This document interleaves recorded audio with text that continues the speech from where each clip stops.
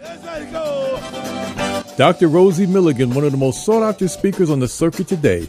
Her live internet talk show, Express Yourself, is the most provocative, thought-provoking, and talked-about radio show on the internet. There's no holds barred, and Dr. Milligan puts the B in bold. She brings it every Tuesday live at 10 a.m. Pacific and 1 p.m. Eastern Standard Time. Dr. Rosie has been proclaimed the most provocative female writer of the century. Her books include Satisfying the Black Man and Black Woman Sexually Made Simple, Why Black Men Choose White Women, and the book Nigga Please. These books have raised eyebrows across the country. She has authored 21 books and published 350 titles for authors nationwide. Check Dr. Rosie out at drrosie.com for her books, articles, and archives of her internet talk show. Sit at the feet of wisdom. Dr. Milligan is indeed a timekeeper and scorekeeper. She is the clock, calendar, and almanac for Black America. You need to hear her.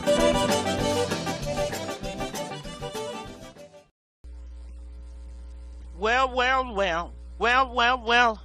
Good morning. Top of the morning from sunny California. Yes, it is sunny California. We got great weather here today. I saw snow someplace, so my prayers goes out for those who are freezing, but we're here in sunny California.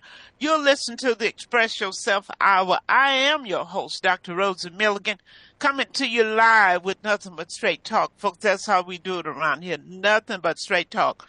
We don't have time to play. We don't have time to jive. We don't have time to play around. I tell people if I want to play, I'll go to the park. There's no time for that. The hour is late. So we're here. We always bring you a thought-provoking, informing show, and that's what we are doing today. My co-host is Mr. Keith Swanson, the AI man. He's still rocking and rolling, ducking and dodging. How are you, Keith? I'm doing good. You know, we're rolling while we can. So, Keith, if they don't find you at Black Writers on Tour this year, I'm done. I mean, your voice never changed. You walking through the hallway, you talking to people. Yeah, and I'm a big guy. I'm not a little guy. I'm a big guy. I'm telling you, if they find you, we got money on the table this year. So, you know, I don't understand, because I could see it if you were in disguise, but you're not. But anyway, it's going down, you guys, Saturday, April 25th at the Carson Community Center.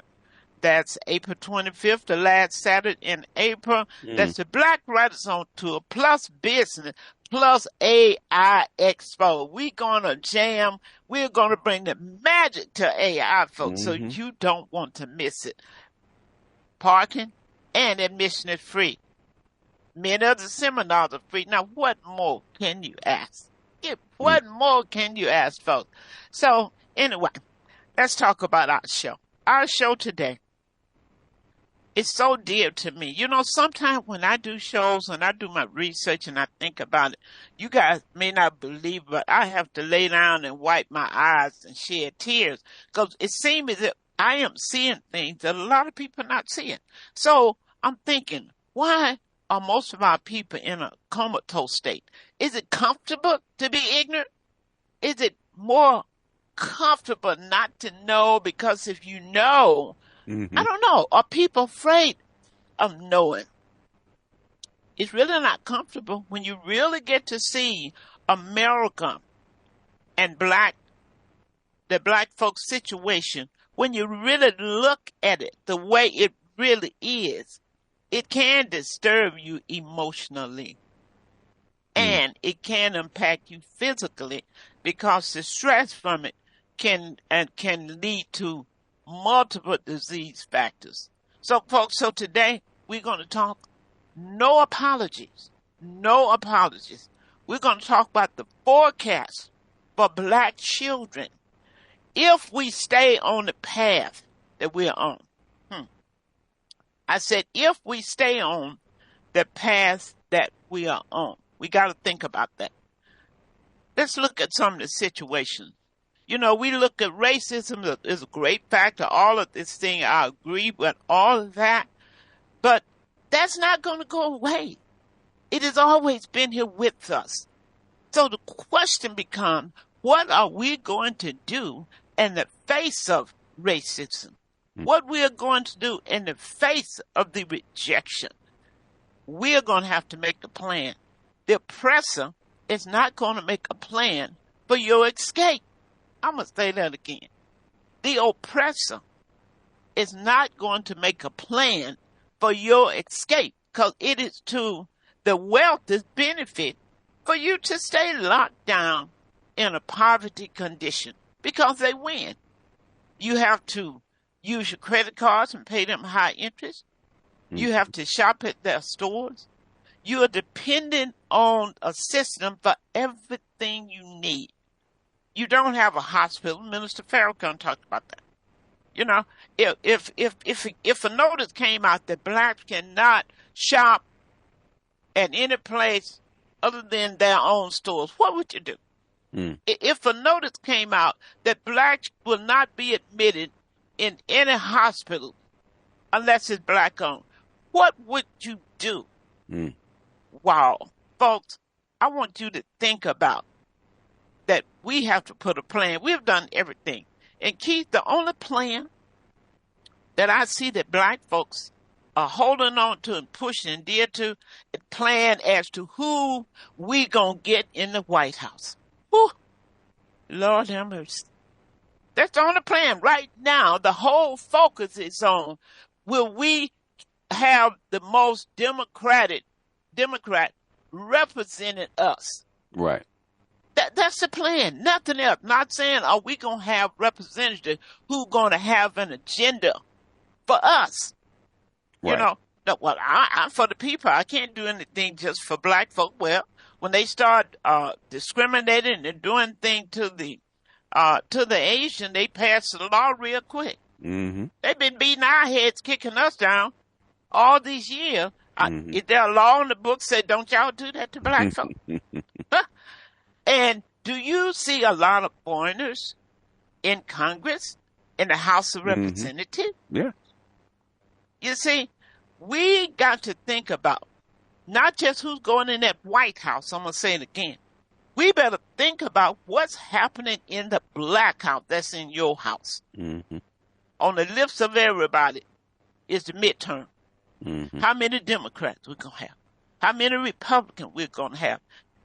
You know what? I ask the question. If there's anybody out there can answer this question for me. What had any president, Republican or Democrat, put on the table exclusively for black folks? Tell me. Democrat or Republican? I know somebody's going to call up here, well, yeah, this president, if it wasn't for him, he bailed the banks out. He made it where brought NACA in where they were helping people to save their homes. That was for everybody. That was not for black folks. Why is it that nobody's willing to stand up and fight for black agenda? Every city that we have, every major where there's a black mayor, there's black city councilman, the black folks is worse off than they are in any other city. So when are we going to realize that the political situation is not the answer to our problem? Like I said last week, we still waiting on Jesus, and we're waiting on the politician. That's the biggest tragedy that happened to black Americans. So folks, my concern is about the children. When I'm looking at these adults now who've gone to college with PhDs, all the kind of degrees, and cannot survive, Keith, what's going to happen to our babies? No, nobody knows. Has anybody thought about that? If you can't make it, you got your degree, you've done this, you did everything your mama said, you did everything the white folks said, and you still broke. Right. You're still 6 weeks away from the streets. Yeah. And what these babies going to do? Yeah. What they going to? They don't have contact. Do you have someone you can refer them to that they can do internship? Can you leave your business to them? They don't want it. Don't nobody want no struggling business people. I don't know why those kids just let Miss John's business go because you wasn't making no money. Nobody's trying to inherit a struggling business. They see you broke. They see you hiding your car because of repossession. They see you never able to take a vacation or enjoy your life. Why would your kids want to be like you? Mm. Why would they? Think about it. Almost every business in our community, when the owner dies, the business goes with it. Yeah. These kids don't want it. The kids not going to want a whole lot of things that we have. And I'm going to move on to talk about the show. They're not going to want your God. Right. They're not going to want your religion. They don't want it because you tell them that God owns the cattle on 1,000 hills. That sounds good, but they are saying, why can't I get a piece of bacon? Oh, he will open doors that's closed in your face. I'm not anti-church. I'm not anti-religion. I'm not anti-God because I know that he's real. But I understand what's wrong with how we believe. There are other people who read the same scripture we read, and it empowers them. We take the same scripture and de-empower. We find scripture to de-empower us. Well, you know, it said it poor, you're going to have what you always. You can say poor if you want. It didn't, my name was not in that scripture. Well, you know, the Bible said, take no thought for tomorrow. Okay. Don't take no thought for tomorrow and see how fast you end up on Skid Row, you and your children and your children's children. Wow. Whoo, you guys, I don't know. I'm feeling this thing because I'm looking at these kids. Keith, I remember when I was young, if a car ran over me, I didn't think I would die. But we got kids now sign a breath of relief when they reach 21. Whew, thank God I made it. Never thought I would see 21. What kind of mess is this? You don't see the glow. You don't see the joy in their face. Are you all looking at these children?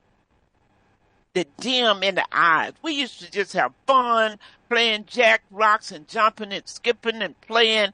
You don't see that in the children. Right. Y'all don't care.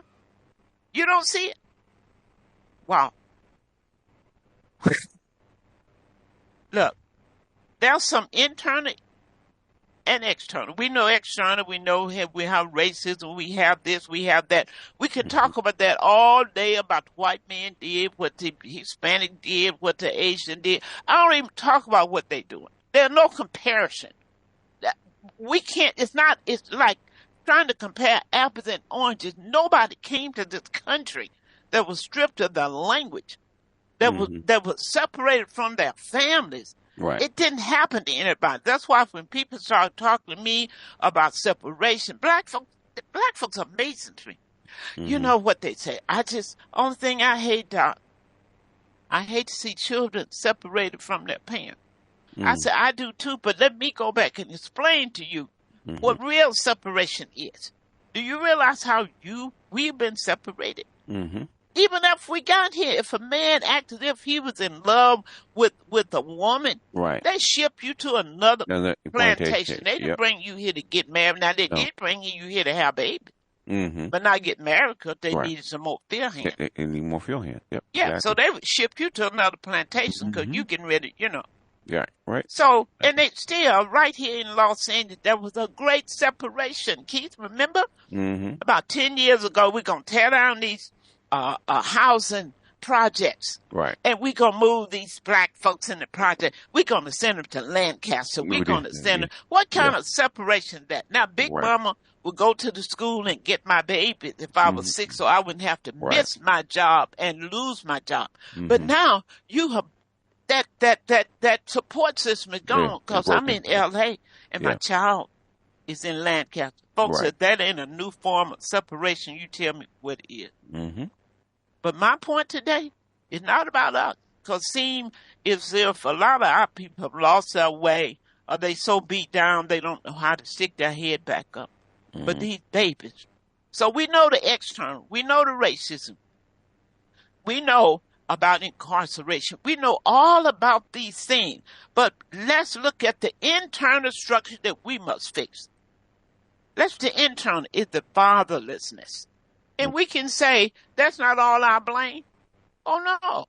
when you look at how how the CIA put drugs in our community, Yeah. how our kids was off to prison, and Mm-hmm. at that time, the mother, the grandmother, could not even take those children keys at that time because there was nothing in place from social service to help support grandmama on her Mm-hmm. little social security check. So she could not even keep her grandkids. But they went to foster homes, and look at the other people who had the foster home. It was not us, Mm-hmm. you know. So now they will give you money, but look what time span has lost and how much damage has been done that is perpetuating down the line. So we said fatherlessness is not all our fault. You can go back. How many of you saw the movie Claudine? Yeah. When a woman couldn't even get assistance, that's her husband was out the house. Right. Yes. Then, so the woman learned that I don't need no man. Mm-hmm. I still hear black women say, I don't need no man. Right. Because I can go down and get my welfare check. I don't need no man. Did we do that to ourselves? No, that was already done. That was actually done even before we even got it. That was FTC was actually done by Franklin Delano Roosevelt, set up to handle abandoned mothers or widows. So, and we just adopted it. When they adopted it, it came with it. So if Right. we wanted it, that's what you had to eat. So even when we don't cause it, folks, Right. I'm saying, Right. Yes. there's no excuse for us not to change Right. it. We had to change it. But we Yeah. didn't start it. They did this to us. They But did. what is Well, us going to do for us? But we ate it though. The thing is, We no, ate it. they made the food, but the thing is, we ate it.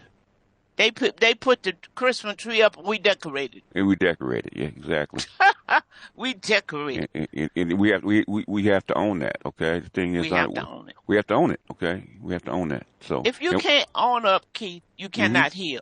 yeah, If you can't own up, you cannot move past Yeah. anything that Yeah. you struggle with. yeah, And we're not owning up.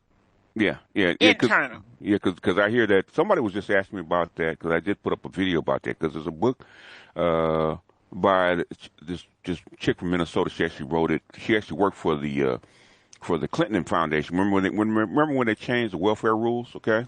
Yeah. She actually worked for the Clinton administration, right? She wrote a whole book on child support and welfare, and right there she explains about the man in the house rule and not having a father, and when women, because black women didn't really get welfare like that until the late 1950s, early 1960s under civil rights, okay? And the thing is, because black folks did not want black women to have welfare. Let's put it that way, okay? But they had to give it to us because they had to make you equal. And black women had to make a financial decision, okay? It's like the white woman. If you want a man in a house, okay, if you want a father, okay, then you can't have welfare. Okay, if you want welfare, then you have to go to that welfare office. You got to tell them one or two things: either that father is dead, or you can't find him. You have And one of those Keith, two things. Go ahead. The same thing back in the day when a young girl had a baby, Right. she stayed home. Stay Or if home. she decided to leave, Yeah. grandmama said, okay, you can go ahead with your little fast tail, go ahead, but the Go- baby's staying here. Yeah, the baby would stay The here. baby's staying Yeah, here. and So if you go yeah. back and talk to some of the elders, many of them was reared by their grandparents. when by the and they grandparents, did and not then- feel psychologically damaged. Yes. Okay? Yeah, because it wasn't just the grandparents. If you notice Yeah. that, Dr. Rose, because where you grew up, okay? Because Yeah. you grew up in the South, right? Okay. Yes. Your mother died, but thing is, and your father raised you, but you had a whole community that raised you. It wasn't just Exactly. him. Yeah, it wasn't just him. Exactly. Yeah. So what they did when we talk about the father out the home, Right. folks, all of this is tying into what's happening Right now. that our Yes. children being Right. left in the cold because we Yeah. jacked up. Yeah, Because because we're jacked up. the perpetuation of the damage has been done. Right. And, Okay, and now it's perpetuated. So a girl 15, 16 had a baby. Okay, Right. you can get your own check. yeah. So now you can move out of mama's house because you can get Section 8, get your own apartment. Now Section you 8. got 2 or 3 babies now because you can do whatever you want to do. Yeah, and when that man grows up to be a certain age, then he has to start paying into the system. So you get 2 or 3 babies by two or three different guys. Now you have, Uncle Sam as the baby daddy. You got two other baby daddies that have to put But into the not system. only that, not Hmm. only that, that's why I say teaching sexual responsibility Yes, to male yes, and yes, female is so yes, critical. 'Cause I yes. think the only reason that people want their daughters home early and don't worry about their boys, but the only thing they fear if she's out, she's having sex and she Right, might get right. pregnant. She might get But pregnant. Yeah. the real danger is because when you're not teaching these young men, Mm-hmm. then here they have two or three babies. Here they in college now doing fine. All of a sudden, Yeah. they get a bill that they Yeah. owe Exactly. $20,000 and thirty Exactly. thousand dollars Exactly. for child support. And Exactly. sometimes they didn't even know that they were the father of the kid. So Yeah. we gotta Yeah. look at what's happening because you're Yeah. gonna pay. Yeah. Well, Yeah. look, my other co-host just joined us, Mr. Ricky. He's the author of the book When the Mustard Seed Get Heavy. Oh, God that dog mustard, it, it done got heavy that around mustard here seed now. weighs a ton right now. So you all need to get that book, When the Mustard Seed Get Heavy. Hmm. As my daddy say, it is sure enough heavy now. So how you doing, Ricky? I'm good. I'm good. I'm glad I woke up this morning. A lot of people didn't. I'm encouraged to know that as long as I'm breathing, I still have a chance to do something in this world that will benefit others. I've lost several friends in the last month. Unfortunate, deaths to cancer and things of that nature. And these are childhood friends. And I let people know that life is so precious and life is definitely, death is part of life. We all know. And a lot of times people don't prepare for death. But I always tell people that you have to get ready, even if you think you got time, because sometimes you may run out of time, and now your family's left. We're trying to figure things out. So the mustard seed definitely continues to get heavy, but we have to continue to trust God in everything that we're doing because He's the only way for us to make it through all these times. Because people don't really prepare for death, and when it happens, people are like, "Oh my God, I can't believe this happened." Well, I don't know why you can't believe it because it's a part of life, Absolutely. But I just try to tell people to stay encouraged and stay lifted and just be grateful for the time and continue to tell people you love them. Continue to check on people. Continue to check on your family. People are dying of mental health issues, committing suicide or just losing their mind. So I just encourage people just to reach out and check on people and tell them you love them because that might be the last time, and you never know when that is going to be. You're right, Ricky. It is so important that we do that. And it is important to pay attention. That's why I say families need to come together. I'm sick of all this one in the kitchen eating, one in his room playing his game and eating. Yeah. We need to come together so we can look each other eye to eye.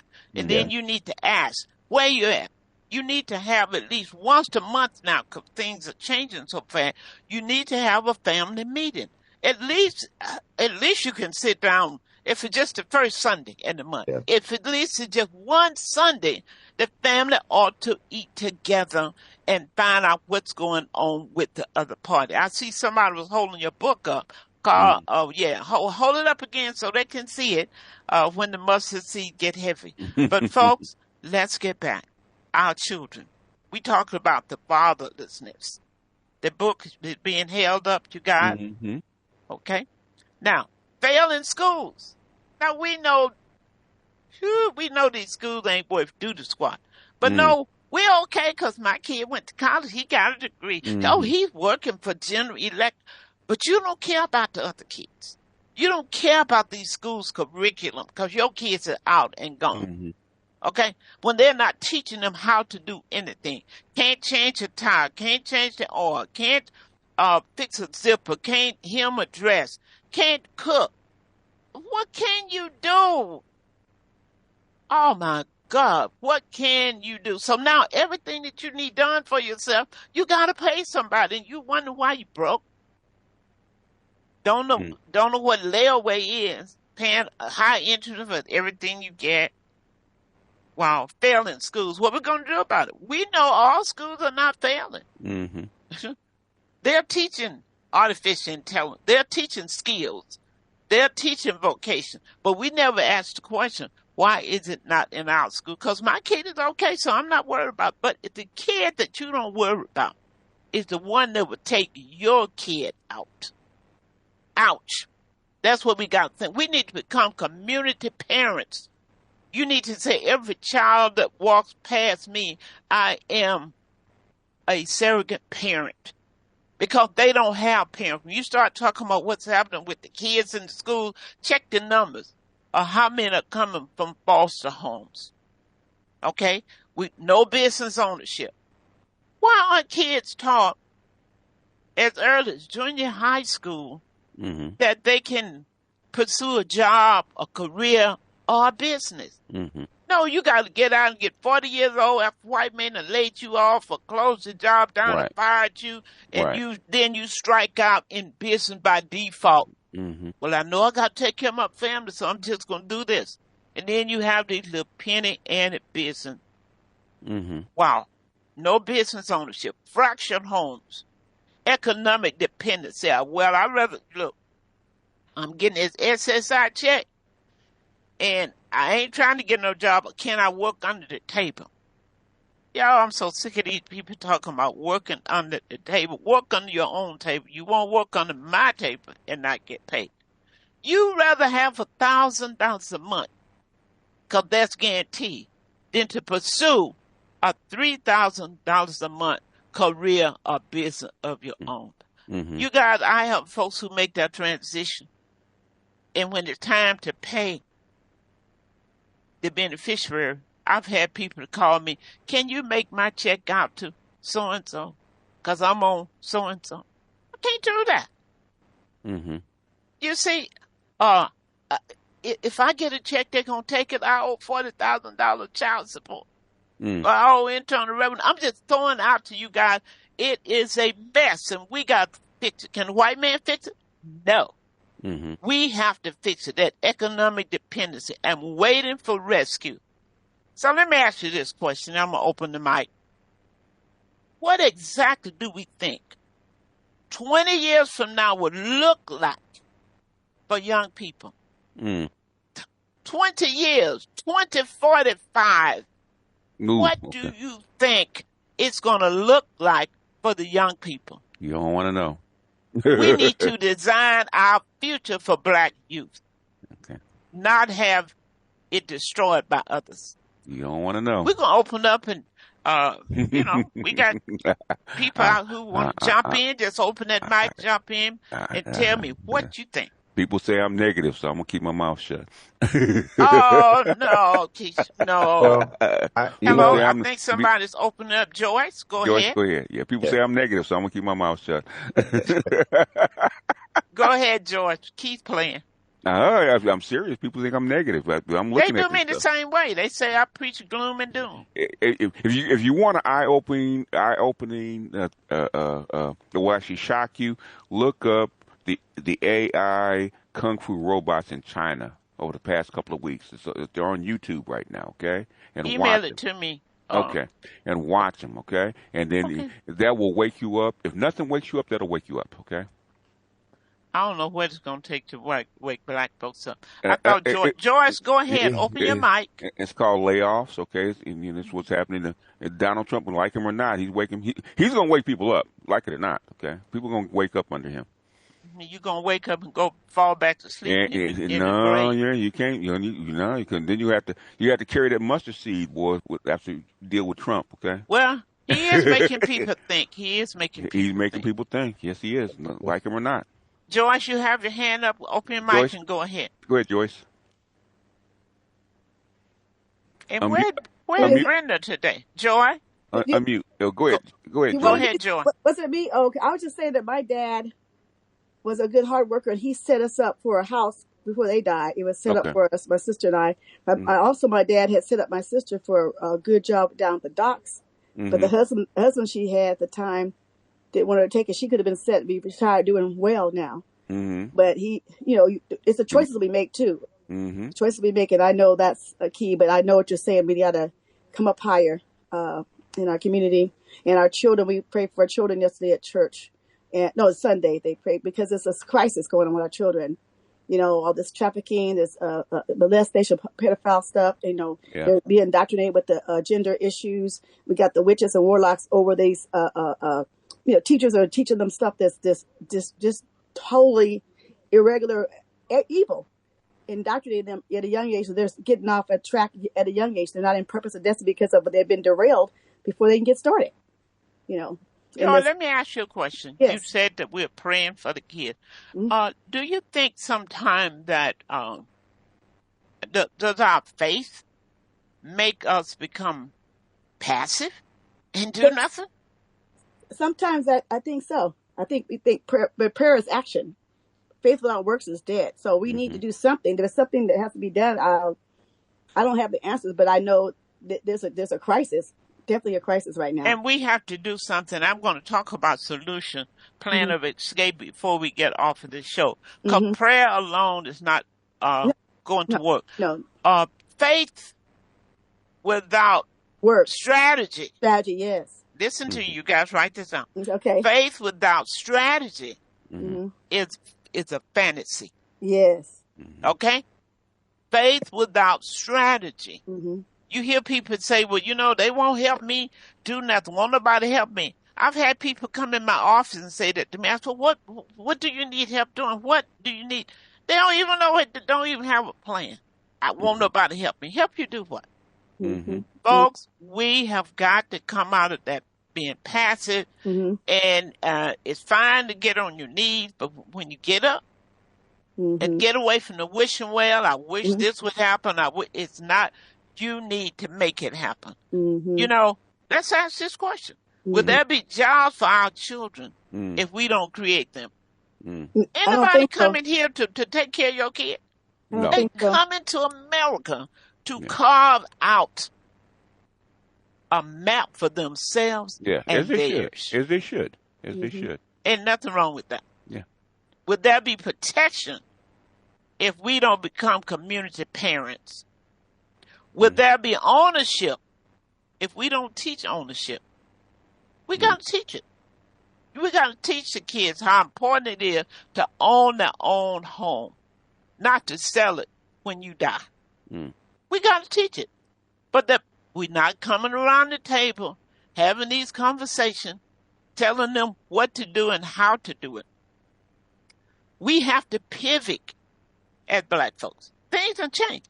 Had a young lady, her daddy said, sell the house when I die because I know you can't afford it. Her eyes watered up, tears, she about to cry. She said, I finished college. I have a master's degree and I can't afford to buy a house of my own right now. And I said to him, how many bedrooms do you have in that house? He said 3. I said, hold up right here. Let's pivot. You can rent a room out. In fact, you can rent 2 rooms out. It's no reason, because if you can't afford to buy a home and you sell this home, now you're buying somebody else's home. Right. Folks, it's time to pivot. We got to make some changes. It's Malcolm X said about any means necessary. If my son wasn't living with me, my room, I have a room that would be rented. We got to think outside the box in critical time. Keith, I think we've had several things on the board, and I do want to pause for those. I see Naja Roberts is on with us, and I definitely want to hear from her. Donna, all of you guys. I mean, let the people know what you think. They're going to think I'm crazy if I'm the only one here feeling this and saying something about it. Okay, Carl. Okay, I see a hand up. Go ahead, open your mic. Talk to me. Yes, Dr. Rosie. First off, I want to say thank you so much for having this conversation because I think it is critical. I am the generation maybe under you all, so I think that we are the ones that have to step up to the plate. Right. And for me, there's a few factors that I'm facing as I make the decision to help my people because I feel it. I'm seeing it. Even just as a beautiful Black woman, I don't even have a mate.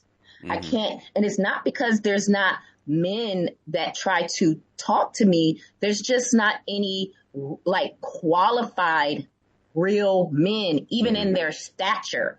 See, the white man has done a number on our men, women too, but I grew up in the 80s and I remember walking down the sidewalk with my mother, and we would walk past a basketball court, and it wasn't no thing to see a 6'1", 175-pound muscular black man. That was kind of like the norm.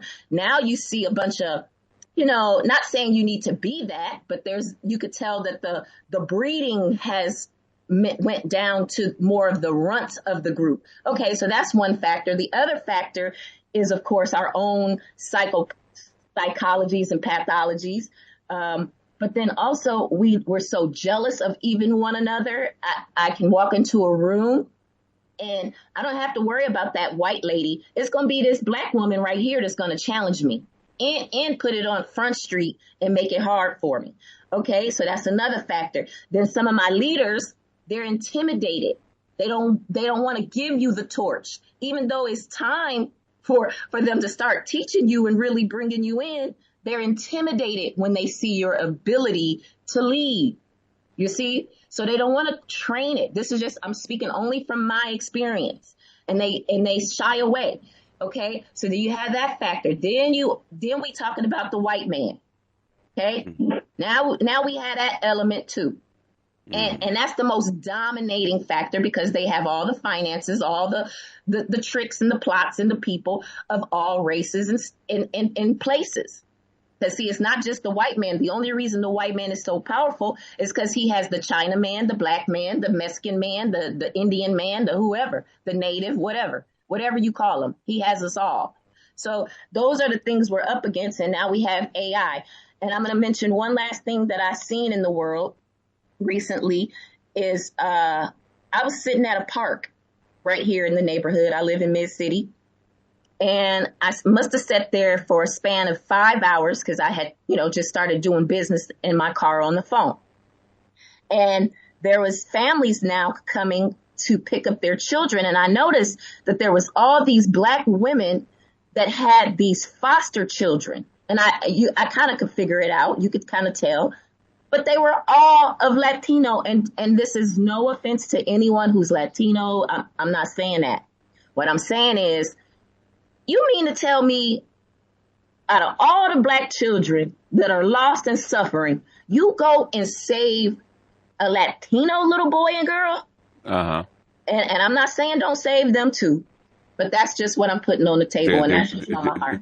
They're getting paid to do it. It's because there's a UN thing about what is it called? Unaccompanied children. Okay, there was a from 2005 or something like that.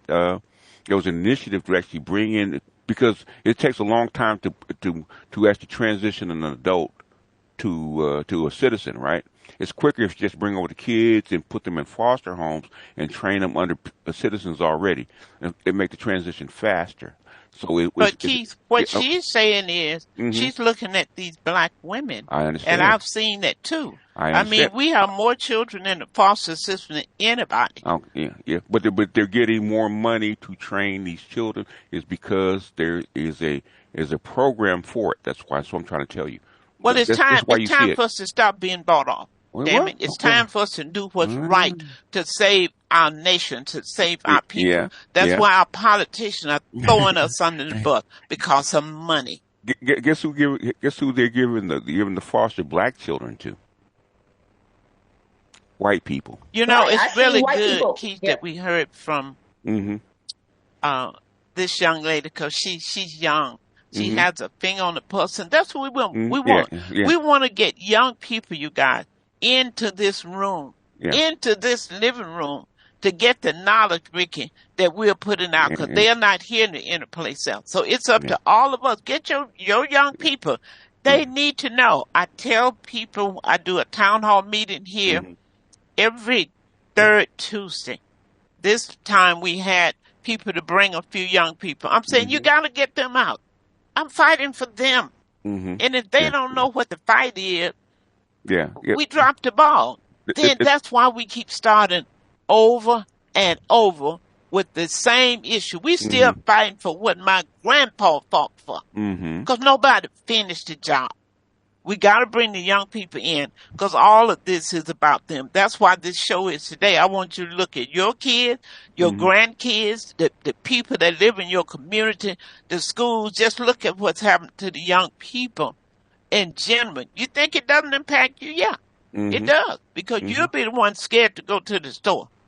You'll be the one locking your car when you see one because of what we have created in our own community. So we do have responsibility. Keith, there's something on the board. Okay. If there's anyone else want to jump in, please feel free. Okay, Donna, Barbara, Naja, come on, talk to me. This is from Barbara What Smith. we got on the board? It's from Barbara Smith. She says, we as black people must Keith, I can't hear you. You can't hear me? You can't hear me? Okay, we kind of lost him on. Ricky, what's on the Yes, board? we hear you. Oh, you can hear me? Okay. Naja? Yeah, I can hear Keith. Yeah, we hear you, Keith. Okay. Let me read Okay, it real go quick. ahead. I said, we as black people must take out plans and goals more, our plans and goals more seriously. Stop worrying about what white people, about that White House.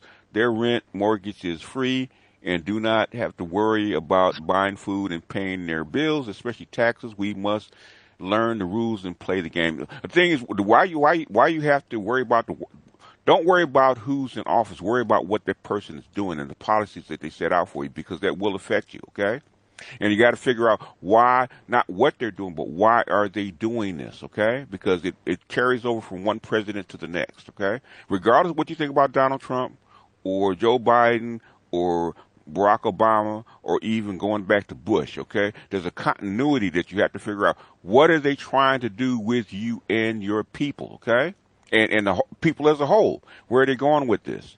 And the thing is, if you know where they're going, you can get there first. Just like read the play in football, okay? If you know where the play is going, you're going to get there first, okay? And that's what we have to start doing, okay? You have to stop worrying about who's in office and who you're going to vote for and figure out what is the plan that they're trying to push across to you. Absolutely. And that's the problem that I'm having with people, okay? You think that you're doing politics by talking about what Trump said today or what Trump said yesterday. The heck with all that, okay? What is Trump trying to do while he's in office? Because he's got an agenda. His administration what got are an agenda. you going to do and what while he's in office? And what are you going to do? How are you going to fit into? Because you can't control this stuff, okay? You have no control of this stuff, okay? So what you're going to do? So how are you going to fit into the plans that they make? Because there's always holes and there's always ways that you can actually find a crease, because they're going to leave holes because they leave holes for each other. Okay, how can you get in right behind them and see where they're going and follow right behind them and get what you need and get it met? That's what I'm having. Absolutely. And may I add something after too? Ricky finished with Donna, then you jump right in. Yeah, Keith, I echo what Keith is saying.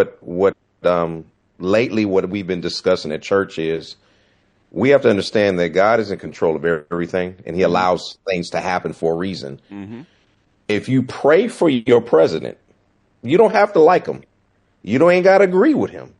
But if you pray for your president, then God is going to show you how you, like Keith said, what you're supposed to do to get out of what the president is doing. Right. Yes, there's a lot of things you may not like his personality, the way he's doing things. But if you really pay attention and you understand what God has been saying in Revelation as far as the last days, certain things have to happen.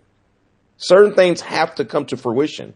So if you're praying and you're on the same level as God as far as asking God, Lord, how do I see, or what do you want me to see in this presidency? And what do you want me to get out of this presidency as far as these new rules and laws and orders and things of that nature? What should I be doing as far as part of your will?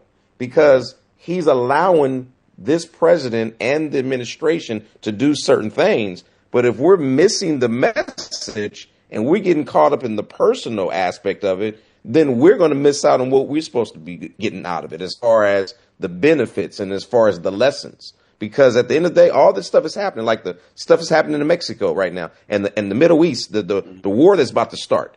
We have to be in tune to what we're supposed to do individually as far as how to counter certain things and really keep our mind in the news and reading and understanding so we won't be left out.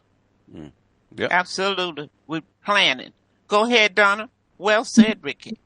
has to do about what you were saying about how families need to come together, whether you are a single parent or um, married. Like you said, at least once a week, they need to get to come together and be family. And this helps the kids grow and be close, as they grow up.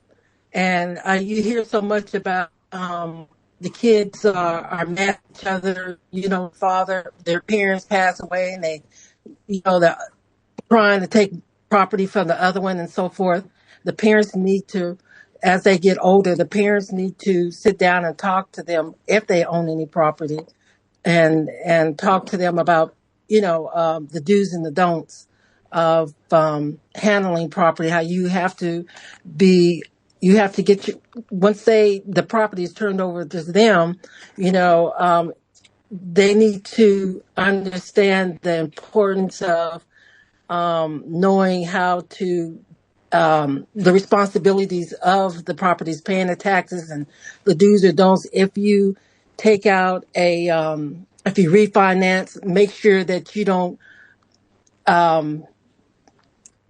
take out more than what you can afford. These kinds of things are really important that a child needs to know. And if you get married, what you're supposed to do to make sure it stays within the family. And I just want to, mention that all these things are very important for, the parents to talk to their kids about these things, because they don't know, and they hear their friends tell them that you can do this and do that, but you'll be surprised about how many people there in their 50s, 60s, and they don't even know anything, but they're going to tell you, and it sounds so. They And it speak sounds loud, so right, real. Donna? They So speak so you loud. really need to know. Can you hear me? Yeah. Yeah. Yeah. So they really need to know from you and the right people the do's and the don'ts, because there's so many, people out there that say they talk like they know what they're talking about, and they don't. So Donna, this is Donna Johnson. Donna, I thank you so much for your comment, because you, as a single parent, have certainly done a great job, with rearing your daughter who's finished college, and I'm sure you're teaching her how to manage that property that you have. And you're right. There are people who leave an inheritance for their children, but they have not told them what to do. It's important to say, like I was telling my grandson just the other day, that one of my tenants, has issues with a job and said, well, I won't be able to pay rent for February, but I'll be on target in March. And he said, well, how did it make you feel? I said, you can't pay, you can't pay. That's why you have to have, when you have property, rent a property, you got to have extra money. Yeah. You got to save. Everybody out here, you should try, your goal should be to have at least 6 months of your mortgage in the bank, or 6 months of your rental. We got to stop living from paycheck to paycheck. I don't care how little your income is. You should be able to carve out 10% to save for yourself. So that's it. So now, Keith, we never did read on the board. I don't want people to think we ignored. Can you go back to the board, to the very top? We had a lot of comments. One, it was Elaine. She added about a link for AI generated meeting notes. Okay, it was a link for people that are in the chat, so it wasn't to be read. And the only other one that we have, okay, Barbara Smith says we must know where we are, realizing situations that we are in order to know where we are going, or even what to get to another level. Okay. Okay. Yep, that's true. The thing is, stuff is moving so fast, and you got to understand that it used to be that it took a long time for the global stuff to reach down to the local stuff. Now it's so intertwined that you can't stop it. Like we have, you have this thing in Mexico with the cartels, right? And now we got people that are vacationing in Mexico that are trapped. So your global is becoming local really, really fast. Okay. Right. So we have to expand our view of what we think politics actually is. and policy is, because that affects you. Like your tariffs affect you, okay? Because if you might think that Trump imposing tariffs is not going to affect you, but if you go to the grocery store or try to buy something, you see those prices go up, and you have to start connecting the two. Yes, and we definitely have to start. Our major focus, folks, need to be on generational wealth. Mm-hmm. You need to think of leaving something for the next generation. When I talk to people about, if they give you 30 years to pay a house off, why do you have to wait 30 years? Look how many cars you have bought in your lifetime that you have paid more than you have paid for your house. So we got to make some changes. Stop leaving these kids with a big mortgage. They don't even have a job. I mean, things are too high. Start paying an extra every other month. Get that house paid off. Stop pulling out equity, because there are people who are just dialing numbers all day. Oh, you got 300,000 equity in that home. Yeah. Great. Woo. Yeah. If I die tomorrow, my kid's going to have something. That's what I told a man who called me. Stop pulling every time you get some equity, you pulling it out. That does not make sense. Right.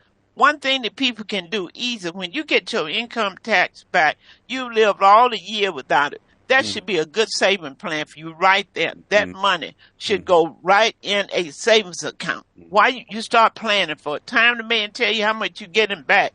Right. You at the car lot, or you doing something that doesn't make sense. So, if anyone else on here have a comment, if not, I'm going to some solution. Okay? We got economic warfare strategies. We need to teach business ownership in middle school. So you need to be up at that schoolhouse looking at curriculum. What y'all teaching up here? Sitting up here on these big salaries, the kids can't read, getting out, don't know anything. 12 years of going to school and you can't balance a checkbook? Right. You can't 12 years? Do you guys realize how many hours that's spent not to know how to do something when you graduate? Right. Folks, that's too many hours. That's too many clothes you done bought for them to go to school. There's too much lunch money you have given to get nothing in return. When are we going to request a return on our monies? I'm going to say that again.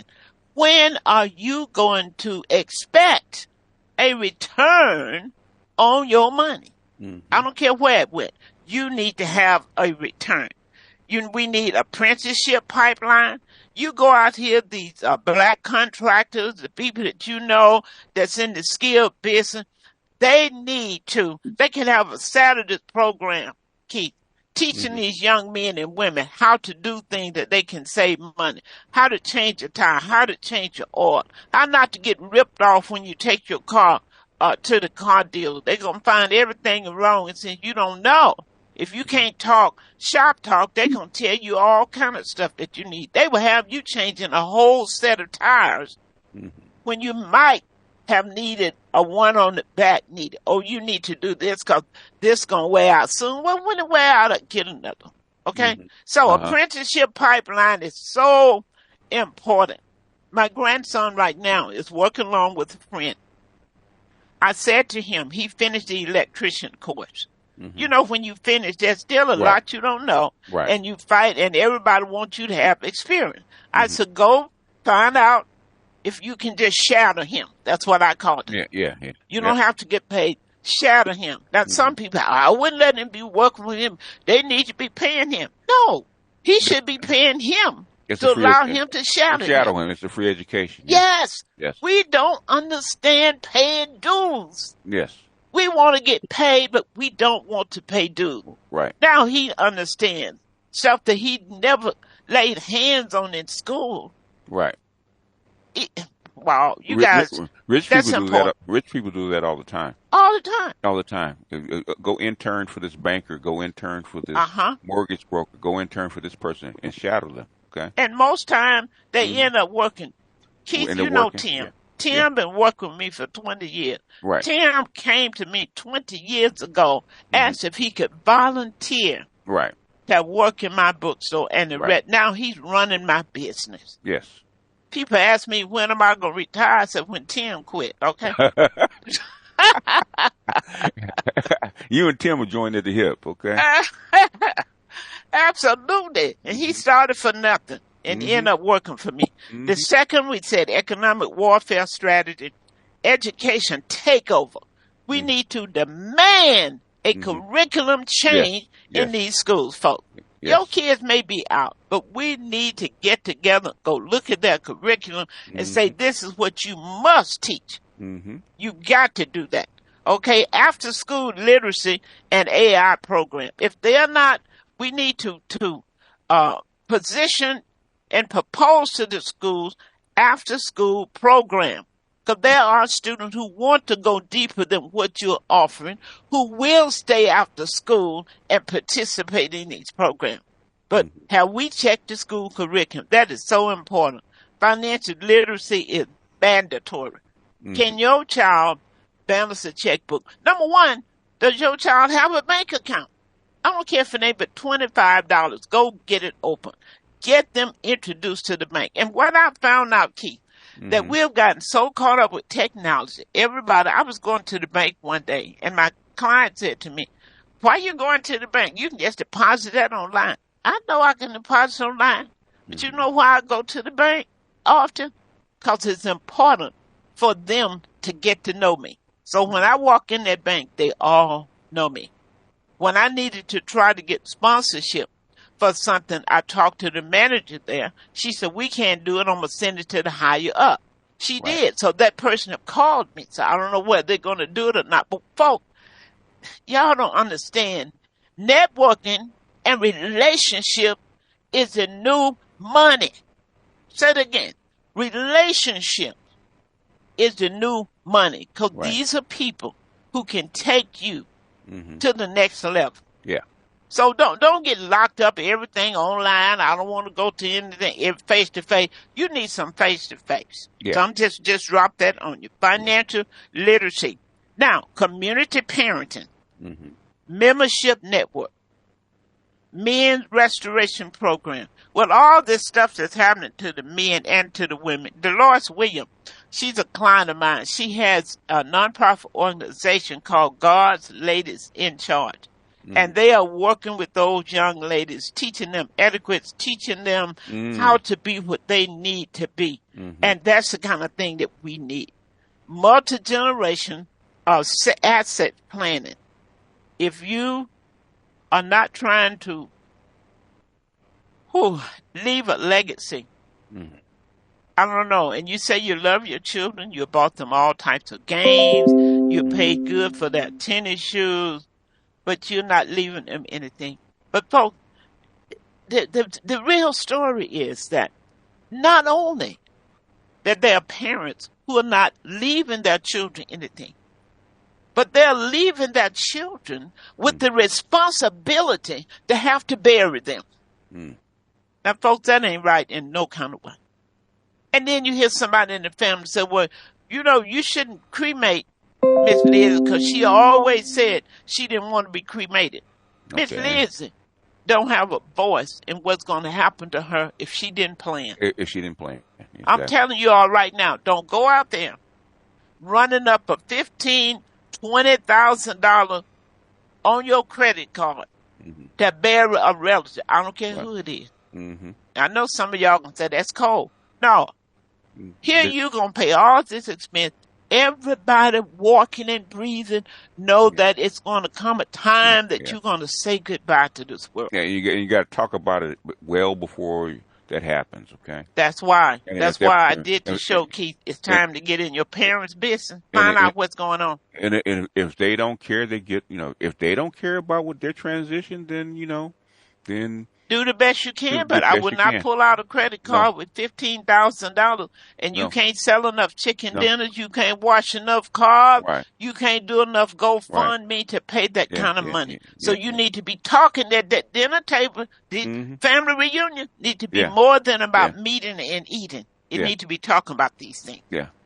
Families should be putting a program together right now while everybody go in and put in, I don't care if it's $100 a year for someone who losing a home, a child in college who just need books. Families got to come together.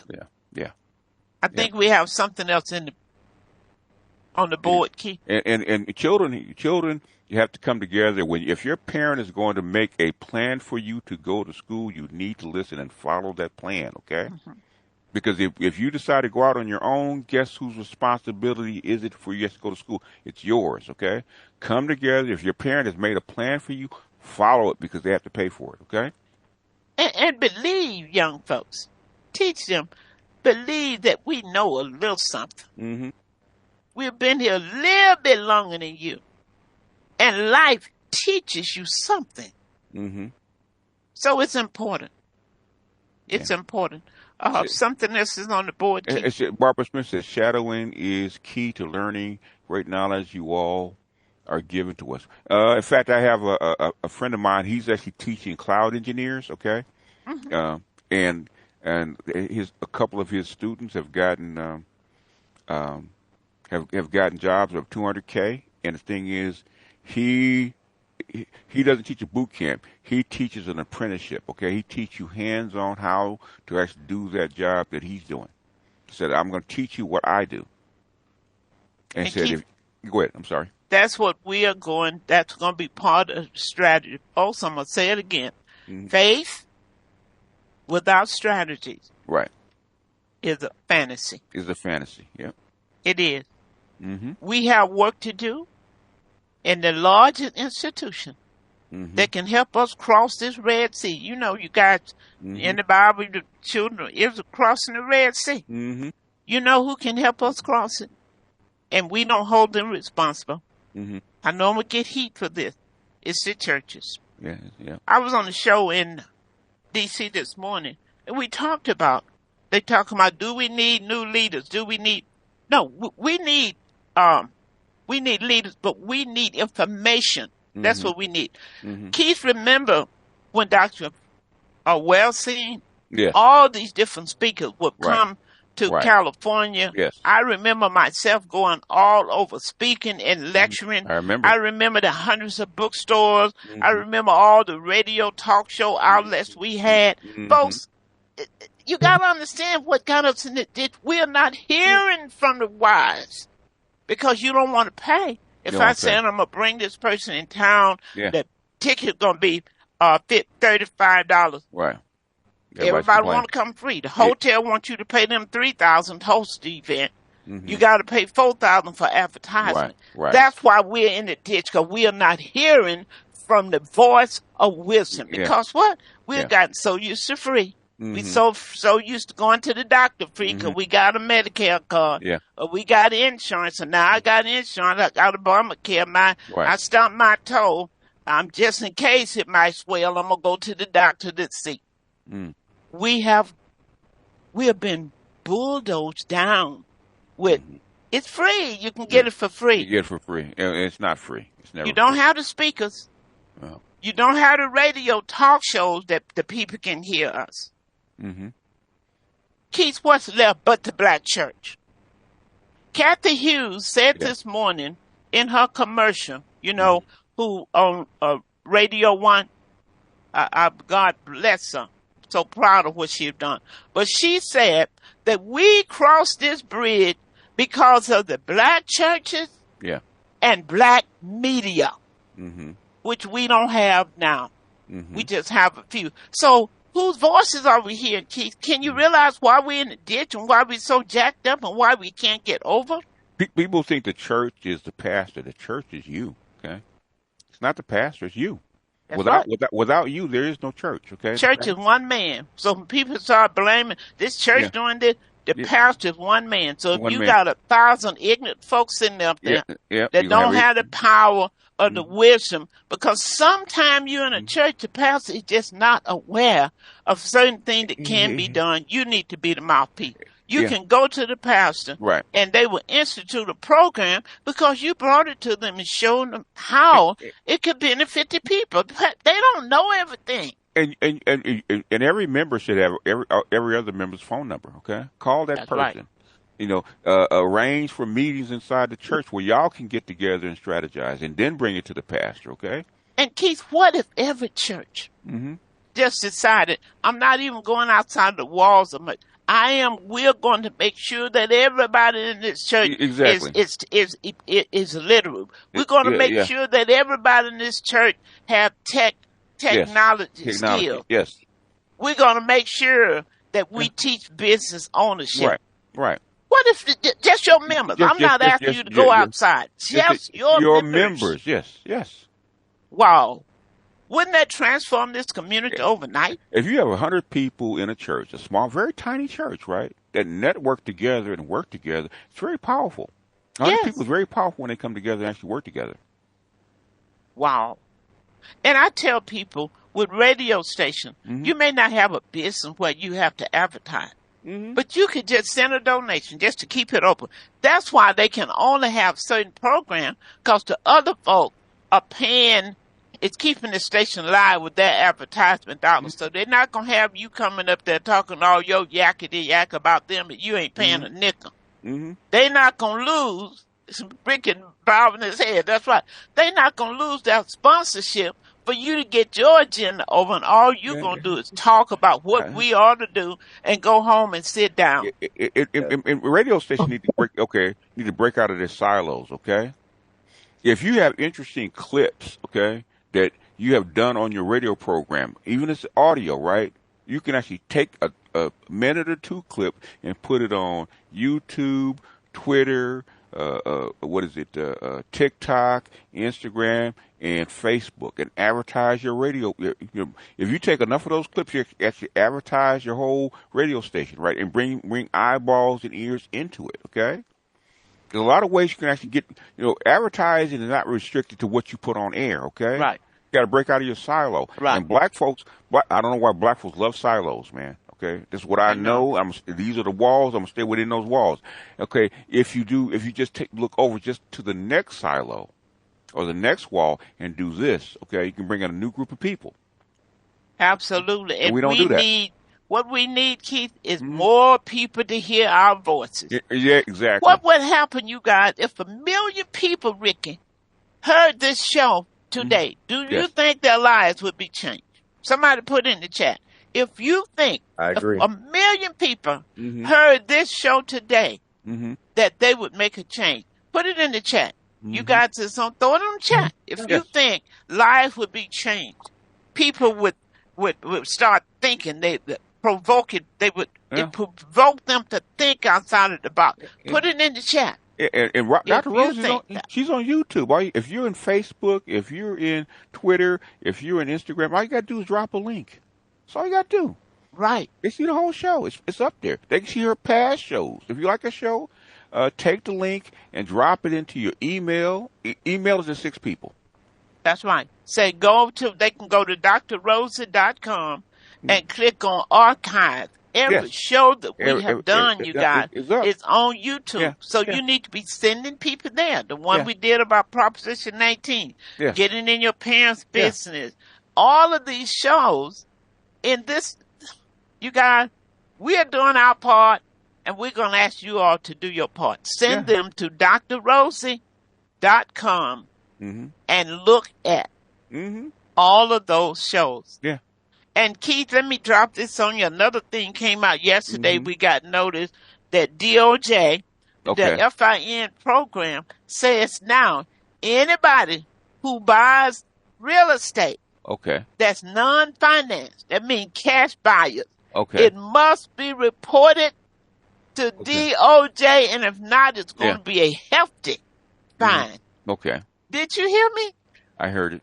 So you know what that's about. Yeah, I know what that's about. Yeah. Folks, I thank all of you all, Barbara, Donna, Carmen, Joy, Joyce, all of you all that's on here. We really appreciate, and we appreciate if you would share with others about this information.